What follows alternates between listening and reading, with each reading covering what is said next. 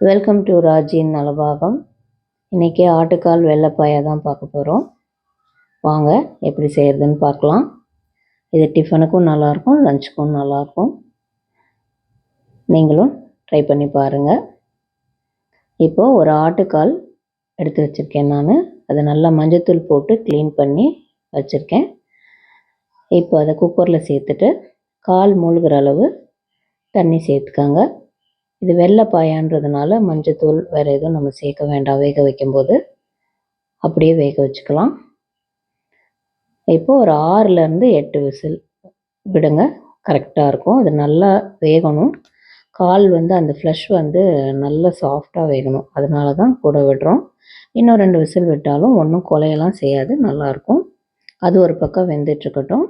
அதுக்குள்ளே மசாலா அரைக்க தேவையானது என்னென்னு பார்த்துடலாம். இப்போ பெரிய வெங்காயம் 1 எடுத்து நல்லா வதக்கிங்க. அதோட ஒரு 6லேருந்து 7 பச்சை மிளகா, காரத்துக்கு இந்த மாதிரி இன்னும் கொஞ்சம் காரம் வேணும்னாலும் இன்னும் 2 சேர்த்துக்கோங்க. நான் ஒரு 7-8 பச்சை மிளகா போட்டிருக்கேன். அதையும் நல்லா ஒன்றா சேர்த்து வதக்கி தனியாக எடுத்து வச்சுக்கோங்க.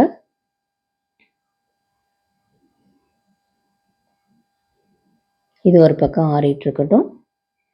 இப்போ ஜாரில் 1/4 மூடி தேங்காய், அதோட 1 ஸ்பூன் சோம்பு, 1 ஸ்பூன் சீரகம், 1 ஸ்பூன் கசகசா, இதோட நம்ம வதக்கின வெங்காயம் பச்சை மிளகாவும் சேர்த்து தண்ணி சேர்த்து நல்லா நைஸாக அரைச்சிக்கோங்க.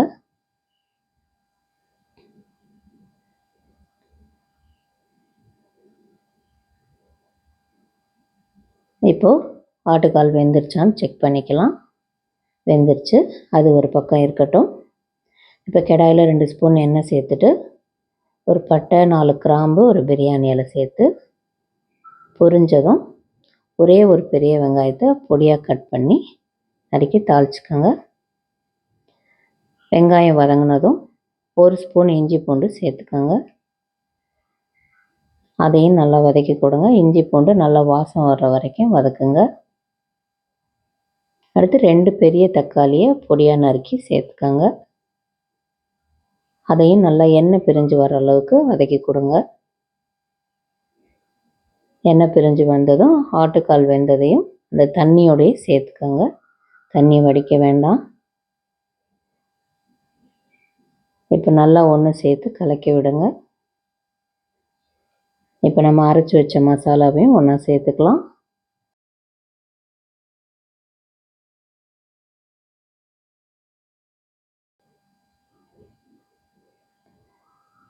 ஒரு டம்ளர் அளவு தண்ணி சேர்த்துக்கோங்க.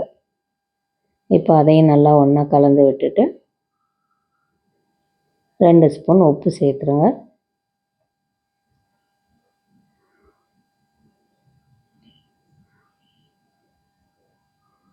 இப்போது ஒரு 10லேருந்து 15 நிமிஷம் மூடி வச்சிடலாம். அந்த மசாலா எல்லாம் ஆட்டுக்காலோட நல்லா ஒன்றா மிக்ஸ் ஆகி வரணும். இப்போ பாருங்கள், மேலே இந்த எண்ணெய் எல்லாம் பிரிஞ்சு வந்துடுச்சு. காலும் நல்லா மசாலாவோட இன்னும் மிக்ஸ் ஆகிடுச்சு. இப்போ கொத்தமல்லி கருவேப்பிலை சேர்த்துட்டு சாப்பிட்டு பார்க்கலாம். நீங்களும் ட்ரை பண்ணி பாருங்கள். வேறு ஒரு ரெசிபியோட அடுத்த வீடியோவில் மீட் பண்ணுறேன். தேங்க்யூ. சேனலை ஃபஸ்ட் டைம் பார்க்குறவங்க சப்ஸ்கிரைப் பண்ணிக்கோங்க. பெல் நோட்டிஃபிகேஷனை கிளிக் பண்ணிக்கோங்க. தேங்க்ஸ் ஃபார் வாட்சிங்.